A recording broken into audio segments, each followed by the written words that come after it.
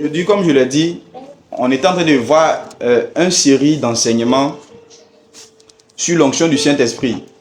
Et on a parlé des 3 dimensions de l'onction du Saint-Esprit. Donc, il y a une onction que Dieu nous donne. Maintenant, dans cette seule onction, il y a 3 dimensions qui se manifestent. Et dans ces 3 dimensions qui se manifestent, il y a premièrement, il y a l'onction royale, l'onction prophétique, l'onction sacerdotale. Amen, amen. Donc, ce sont dans ces 3 onctions-là que le Saint-Esprit nous introduit. Donc, quand on reçoit Jésus-Christ et puis on dit qu'on a reçu le Saint-Esprit là, ça veut dire quoi? On a reçu l'onction royale, l'onction sacerdotale, l'onction prophétique. Donc, ces 3 onctions-là reposent sur un chrétien. On ne prie pas, Seigneur, donne-moi l'onction royale. Et puis après, on crie, Seigneur, donne-moi l'onction sacerdotale. Après, on va prier, Seigneur, donne-moi l'onction prophétique. C'est pas comme ça, ça marche.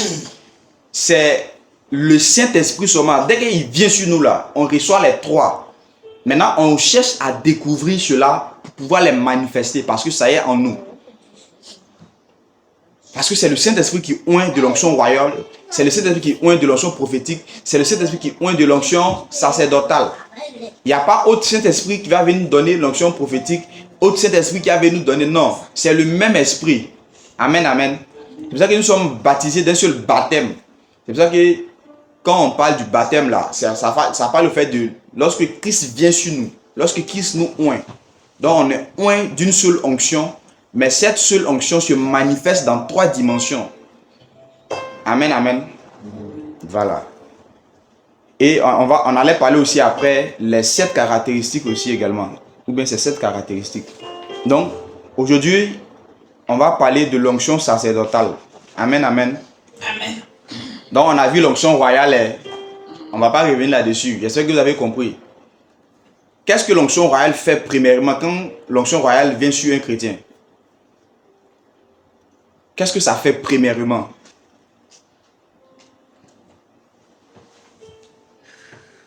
La Bible.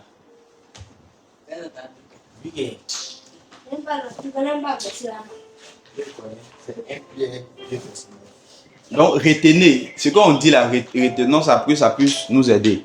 Donc, j'ai dit comme ça que la première des choses que l'onction royale fait sur la vie de quelqu'un, quand on reçoit Christ, c'est de nous permettre de dominer le péché. Parce que quand on parle de l'onction royale, on veut parler d'une autorité. C'est pour ça que je dis que je vous donne le pouvoir de. Amen, amen. Donc, c'est l'onction royale qui nous donne le pouvoir de dominer sur le péché et puis les œuvres du diable. Donc, quand tu reçois l'onction royale là, tu as l'autorité sur le péché 1. Si le Fils vous affranchit, vous serez réellement libre. Et il dit, je vous ai donné le pouvoir de marcher sur les scorpions. Voici les miracles qui accompagnent ceux qui auront cru. Donc, vous allez voir comme ça que l'onction royale, là, quand ça vient, la première fonctionnalité que l'onction royale nous donne, c'est de dominer d'abord sur le péché. Nous savons que ceux qui sont nés de Dieu ne pêchent point. Mais il se garde lui-même afin que le malin n'ait point accès à sa vie. N'est-ce pas? 1 Jean chapitre 5, le verset 18-19. Donc, quand on est dominé par le péché, quand on reçoit Jésus-Christ, Jésus-Christ nous donne le pouvoir de dominer sur le péché. Et il nous donne le pouvoir de dominer aussi les œuvres du diable. C'est la première des choses que l'onction royale fait. Maintenant, la deuxième dimension, ou même facette de l'onction royale, maintenant, c'est de nous établir maintenant en autorité dans la société, de nous permettre de pouvoir prospérer. C'est pour ça que la Bible dit que cherchez premièrement le royaume des cieux et sa justice. Et tout le reste vous serez donné maintenant par-dessus. Lorsque l'onction royale vient là, ça ne nous donne pas d'abord le matériel. Ça nous donne d'abord de dominer sur le péché. Après, maintenant, va venir maintenant le matériel. Parce qu'un roi qui est riche seulement et qui n'a pas dominé le péché, c'est comme si c'est quelque chose de mauvais pour lui. Donc, on avait donné l'exemple de Akab et puis de Saül. Des personnes qui n'ont pas pu dominer le péché dans leur vie, mais qui étaient rois, qui dirigeaient tout, qui étaient riches. Mais qu'est-ce qui s'est passé après? On a vu comment ils ont chuté mal. Et ils ont été réprimandés par Dieu. Ils ont été rejetés par Dieu. Donc, si on domine le péché d'abord et maintenant on domine la société, c'est bon. Et c'est ce que Dieu fait d'abord. Dieu même lui-même, il est saint. vous serez saints comme je suis saint. Et après maintenant, les choses là vont être attirées comme un bonus pour nous. Maintenant, après l'onction sacerdotale, c'est ce qu'on va voir aujourd'hui. Donc, l'onction sacerdotale, c'est l'onction du sacrificateur. L'onction que le sacrificateur reçoit. Donc, on va prendre les passages qu'on va lire ensemble. On va prendre 2 Corinthiens chapitre 5, le verset 17. 2 Corinthiens chapitre 5, le verset 17 à 21. On va prendre Romains chapitre 12, le verset 1 à 3. On va lire également Lévitique chapitre 8, le verset 30. Marc chapitre 5, le verset 30. Actes des Apôtres chapitre 19, le verset 12. Et puis on va revenir lire un passage qu'on a lu la dernière fois dans Apocalypse chapitre 4, le verset 5 là. Et puis Apocalypse chapitre 1, le verset 6. Les deux versets parlent la même chose. Donc on va... Apocalypse 4, 5. Et puis Apocalypse 1, 6. Je vais commencer par Apocalypse 1, 6 là. Parce que ça dit les mêmes choses. Et on va lire les autres passages après. On dit... On parle de Jésus et qui a fait de nous un royaume des sacrificateurs pour Dieu son Père. À lui soit la gloire et la puissance au siècle des siècles. Donc Apocalypse chapitre 4, le verset 5 aussi. Non, on va laisser, on va prendre Apocalypse chapitre 5, c'est ça? Verset 6. Mhm. Et je vis au milieu du trône et des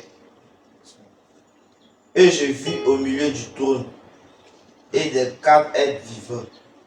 Et au milieu des 3, vieillards. 4, 5 ans. Et 5, On a fini de lire ça, il faut laisser. Je voulais ici vous rappeler que lorsqu'on parle du sacrificateur, amen, écoutez bien, lorsqu'on parle d'un royaume de sacrificateurs, le mot est traduit littéralement par les prêtres rois ou bien les sacrificateurs rois. Ça veut dire les personnes qui sont rois et puis en même temps qui sont sacrificateurs. Donc c'est ce que Christ a fait de nous. Donc il a fait de nous des rois et des sacrificateurs. Donc on a reçu l'onction royale et puis l'onction sacerdotale. C'est ce qui nous fait sacrificateurs de Dieu. Voilà. Donc c'est juste pour rappeler ce verset là. Et puis maintenant on va lire les autres versets que j'ai donnés. On peut aller.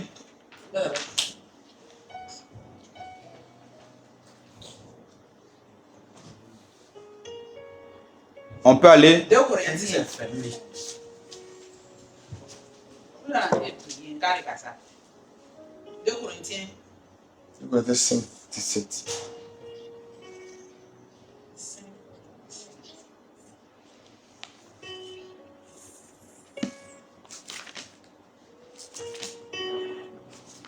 Corinthiens 5, 17. Si quelqu'un est en Christ, il est une nouvelle créature. Les choses anciennes sont passées, voici toutes choses sont devenues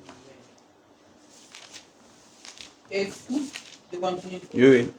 Et tout cela vient de Dieu, qui nous a réconciliés avec lui par Christ et qui nous a donné le mystère de la réconciliation.